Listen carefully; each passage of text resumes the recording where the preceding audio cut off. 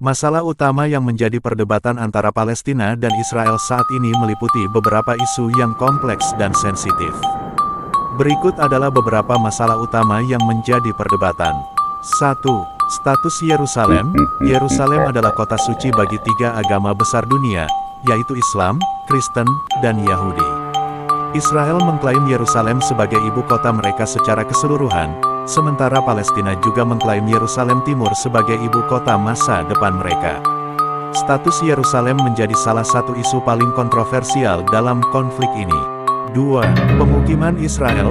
Israel telah membangun pemukiman Yahudi di tepi barat yang diduduki sejak Perang 6 Hari tahun 1967.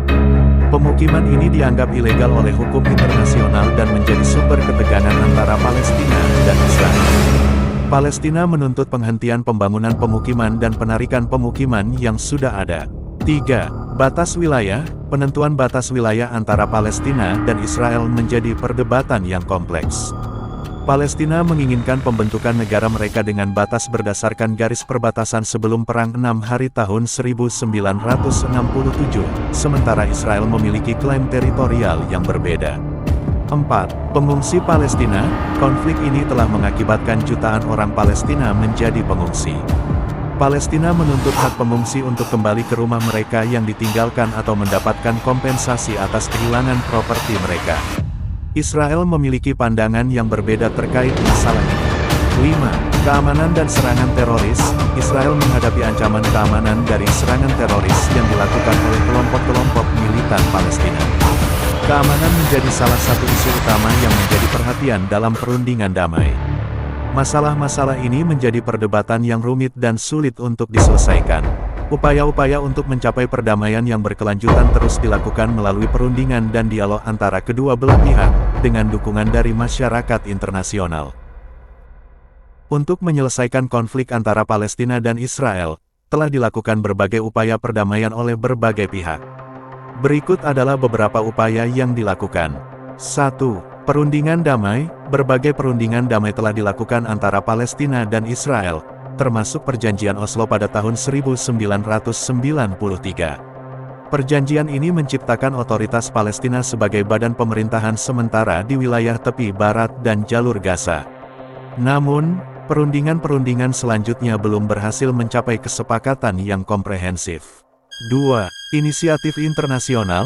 Beberapa inisiatif internasional telah diluncurkan untuk mencapai perdamaian antara Palestina dan Israel.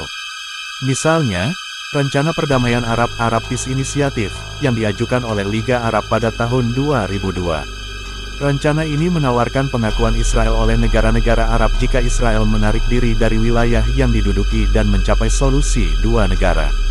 3. Mediasi oleh pihak ketiga. Beberapa negara dan organisasi internasional telah berperan sebagai mediator dalam upaya mencapai perdamaian antara Palestina dan Israel. Contohnya adalah Amerika Serikat, Perserikatan Bangsa-Bangsa PBB, Uni Eropa, dan Mesir.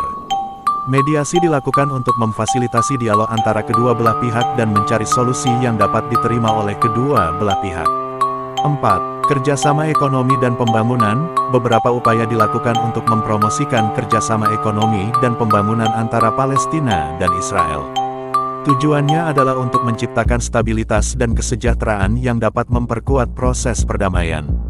Contohnya adalah proyek-proyek ekonomi bersama dan investasi di wilayah Palestina. 5. Organisasi non-pemerintah.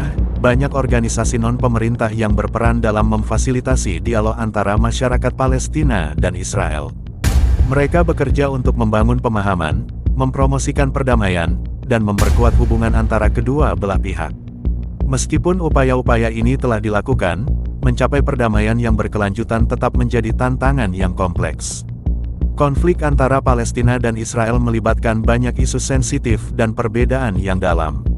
Namun, upaya terus dilakukan untuk mencari solusi yang adil dan berkelanjutan bagi kedua belah pihak.